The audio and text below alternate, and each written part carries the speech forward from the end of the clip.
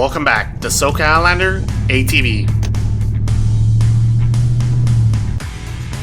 If you haven't done so yet, make sure to hit like and subscribe to the channel to be up to date on my latest off-road video content.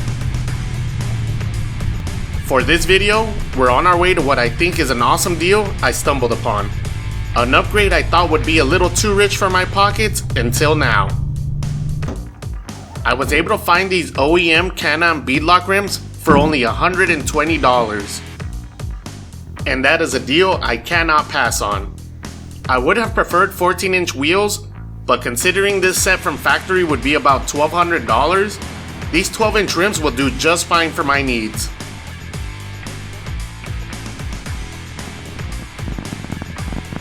Although they don't look in bad shape, I'm going to give these a good cleaning to see what condition they're in.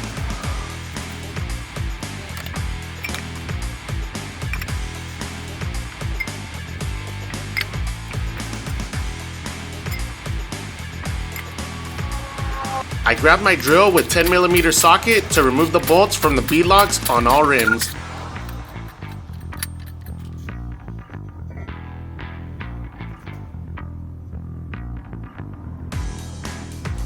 I'm going to give these rims an even deeper cleaning with degreaser and tire cleaner.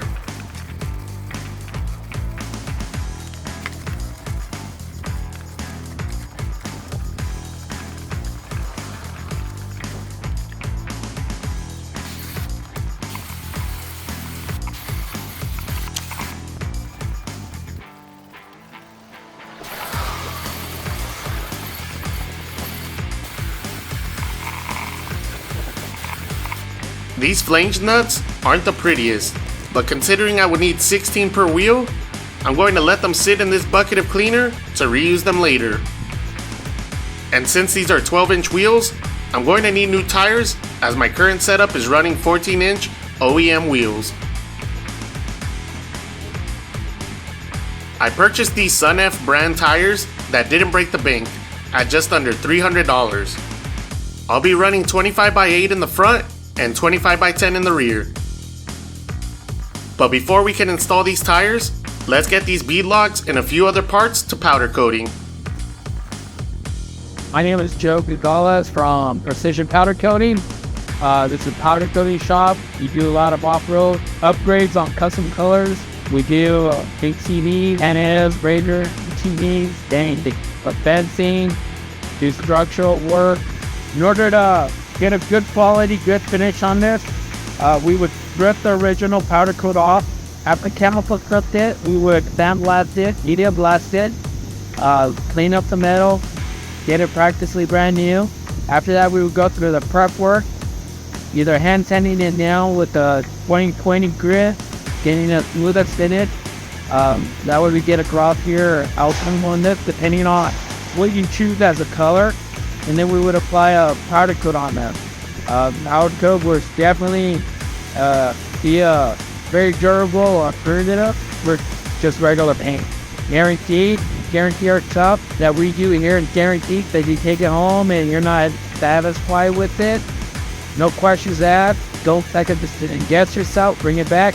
We'll get it done right that time around. You know, here at the golf we probably have close to about 700 worth of in-stock colors, but as far as colors that are available through different companies, and you're talking about thousands of colors. Well, we offer a 2 to 3 day turnaround time. You know, that could vary, but no longer than 4 days. We've never gone beyond 4 days. We also offer an express, which would be a 24-hour turnaround time for those last-minute customers that want to leave the next day. You know, we could have your stuff in here and we'll work things out where, do my best to get it out to you the next day. We guarantee your stuff. I don't know of any powder coater out there willing to guarantee and willing to take the chance to repaint and go over the stuff if something doesn't come out to your liking, to my customer satisfaction. This is 1680 Camino Real. So pay us a visit. We're here in San Bernardino. As promised, turnaround time was relatively quick at 3 days. And the powder coating finish looks flawless on all items thanks to precision powder coating.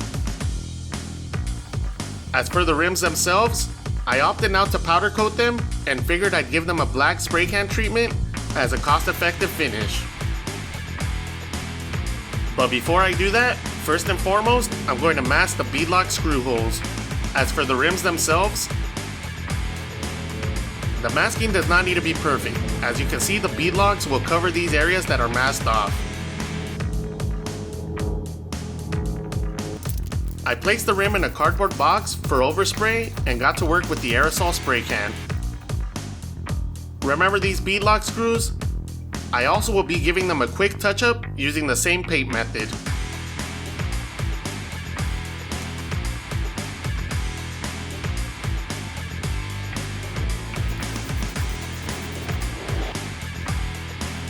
Now I could pay to have these wheels mounted for me, but what fun would that be? A little elbow grease and a tire iron will do the job just fine.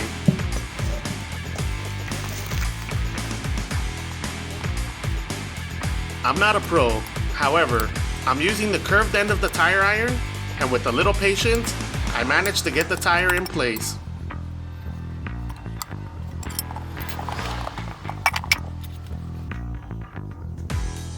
I get the beadlock into position and install the flange screws starting by hand.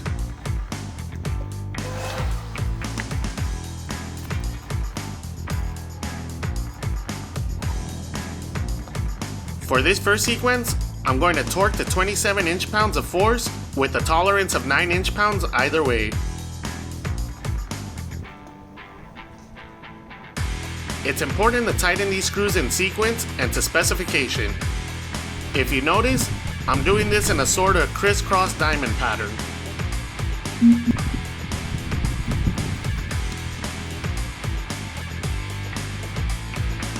For the second sequence, I'm going to torque the screws to 71 inch-pounds with a tolerance of 9. Once again, this is done in a crisscross diamond pattern. Throughout this process, you want to verify the gap between the tire and beadlock ring is equal all the way around. For the final sequence, you want to torque the screws to 97 inch-pounds with a tolerance of 9. This time around, I'll be tightening in a clockwise sequence.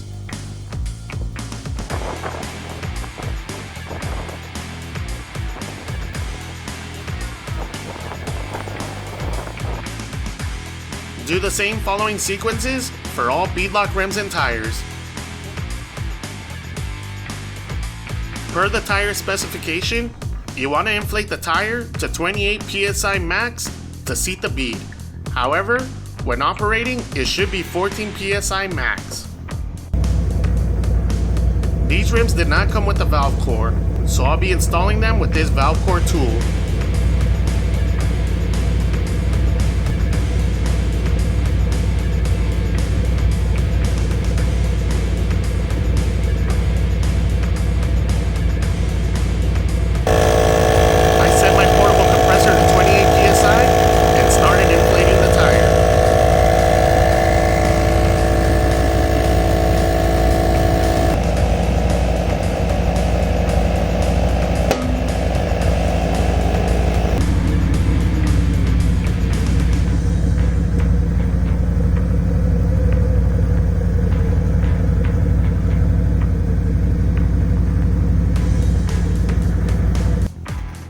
With the wheels ready, I jacked up my ATV for install.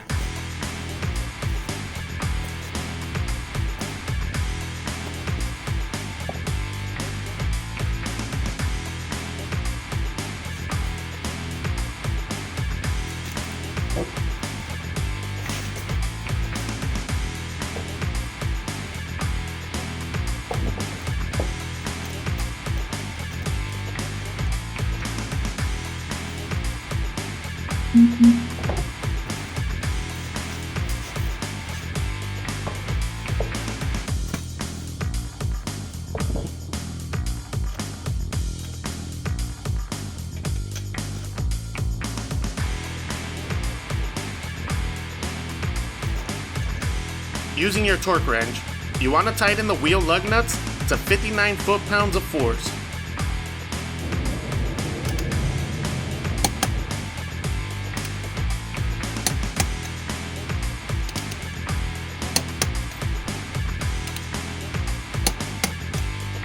Now I know this is my Can Am, but personally, I love the look of my Outlander. Let me know down below in the comments what you think of the look of the ATV. If you enjoyed the content or found this video helpful, please give it a like as it helps me out tremendously. And please subscribe if you haven't already to be up to date on future off-roading videos. With that being said, have fun, ride safe, and we'll catch you here on the next one at SoCal Outlander ATV.